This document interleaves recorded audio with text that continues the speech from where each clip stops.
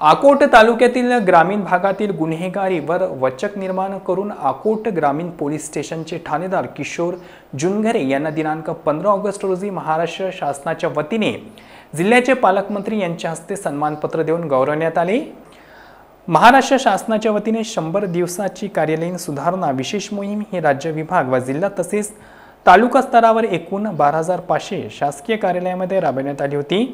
या मोहिमेत अमरावती विभागातून पोलीस स्टेशन या गटातून अकोट ग्रामीण पोलीस स्टेशन हे कार्यालय प्रथम क्रमांकाने निवडण्यात आले आहे।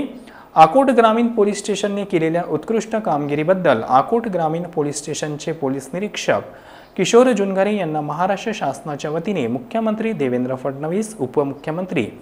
अजित पवार आणि एकनाथ शिंदे यांच्या सहीचे सन्मानपत्र अकोला जिल्ह्याचे पालकमंत्री फुंडकर तसेच जिल्हा पोलीस अधीक्षक अर्चित चांडक, आमदार रणधीर सावरकर, जिल्हाधिकारी अजित कुंभार, जिल्हा परिषद कार्यपालन अधिकारी अनिता मेश्राम यांच्या उपस्थितीत 15 ऑगस्ट रोजी ठाणेदार किशोर जुनघरे यांना सन्मानपत्र देऊन सन्मानित करण्यात आले।